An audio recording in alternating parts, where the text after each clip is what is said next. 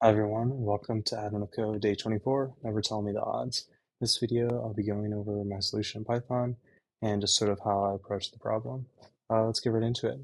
So in this problem we are looking at these magical hailstones that are traveling at a constant velocity through 3D space.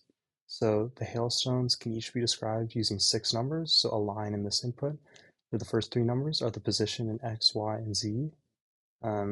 And then the second tuple of 3 numbers is the x velocity, y velocity, and z velocity.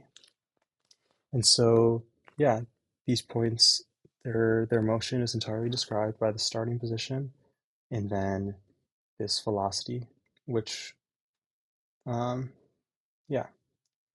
In part 1, we're only caring about the x and y coordinates and the x and y velocity. We can essentially forget about the z coordinate and z velocity. And we care about, now thinking of this as 2D space, each one of these hailstones forms like a trajectory, which is like a line in 2D space. And we're looking at for each pair of the hailstones, where do these trajectories meet? And since each trajectory forms a line, we can always find the position where they meet. And then we want to find for that meeting point, is it within a set region, where the set region they give us is for the x and y positions both to be between this big number and this bigger number. So let's get right into the code and see how we implement this. Okay, so first in part 1, we parse the lines, getting the x, y, and x and y velocities, and adding them to this points array. Then we iterate over each combination of points using the iteratools combination function. Then let's direct our attention here. We compute these t1 and t2 variables. And essentially what these are is it's computing the point, the time at which each one of these points, comets, or whatever you call them, hailstones, reaches their intersection point. So let's look at how I computed these. So we can think about the position of the first point, um, this point described with initial position x1, y1, and with x velocity dx1 and y velocity dy1. We can essentially describe its position where the new x coordinate is x1 plus t times dx1, where t is a positive real number, and then the y coordinate will be y1 plus t dy1. And that's sort of how we get any possible position of this hailstone. So we know for our hailstones to intersect, we must have, for the trajectories to intersect, we must have the x coordinate and the y coordinate to line up. And so that's what we're describing using these two functions. I'm not going to go through this in total detail, but it's pretty simple. All we do is sort of rearrange, get t1 on its own in each one of these equations. We can do this because t1 and t2 are the only two unknowns, and we have two equations. Well, it looks like we have these other unknowns, x1, dx1. These are actually given to us for each pair of points as we iterate over them. Essentially, then we can solve for t1 and t2, and they look something like this, which you see I've copied over into the code. Then I check that t1 and t2 are both non-negative.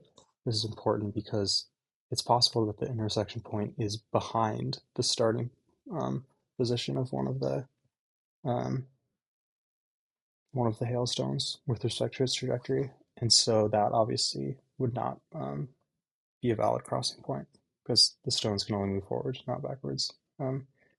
Then I check that the crossing point is within the boundary and increment our total.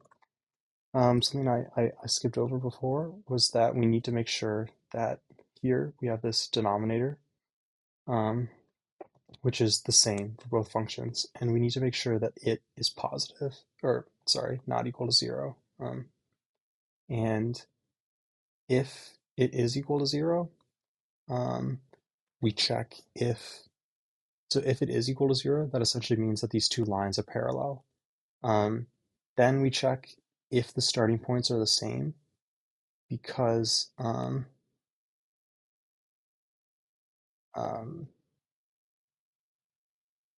sorry, if the starting points are the same, then these would indeed intersect. Otherwise, if they're parallel on, if the two trajectories are like this and then like this, those are never going to intersect if they're parallel.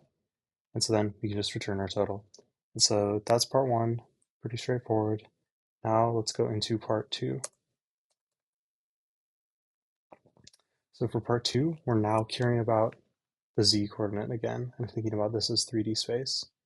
Now we're thinking about creating a new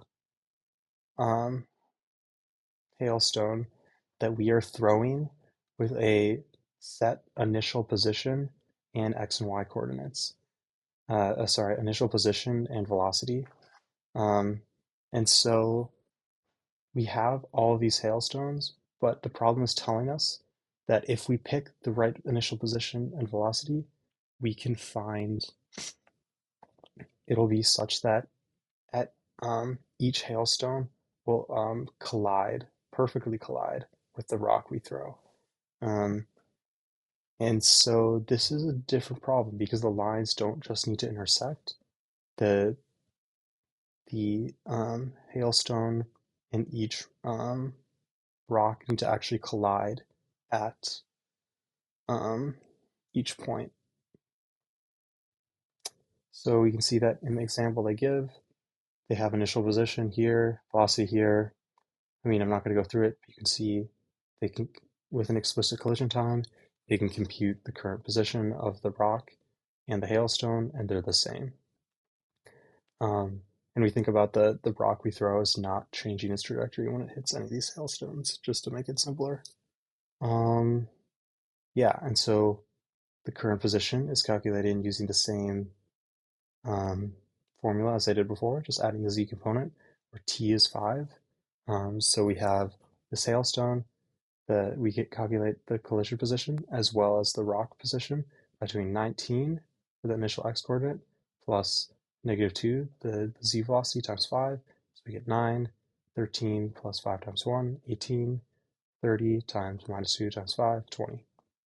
Similarly, for the rock, we have 24 plus -3 times 5. That is gonna, give us 9. Then we have 13 times plus 1 times 5, 18. And then for the z coordinate, 10 plus 2 times 5 is 20. So we can see that these two intersect, and it's the same for each other hailstone in the problem.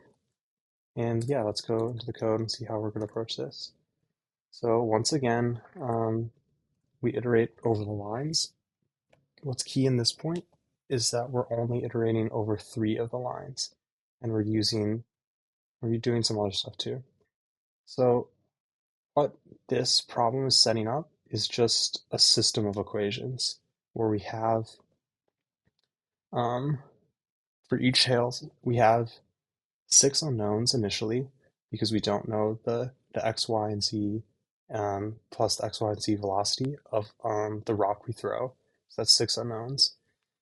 And then each equation introduces 6 knowns because we know the velocity and position of the hailstone, and 1 unknown because we don't know the time. And so essentially when we look at all this information, we're going to have enough to solve that system of equations. And in fact, we only are going to need 3 of these hailstones because when we have 3 hailstones, we'll have 9 unknowns. Just because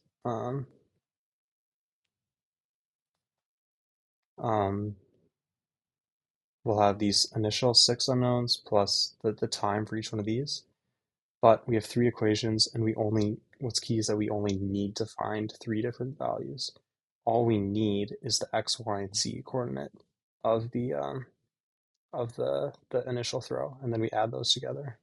So Whoops. Yeah, so what we do here is use this um, equation solver called Z3. You can look that up if you want more information on the syntax. And then we create these unknowns here. Then for each line, we have these known values.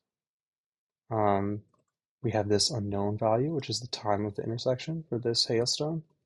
And then we add these equations for um, the current hailstone intersection, where we know that the positions must intersect at a certain non-negative time.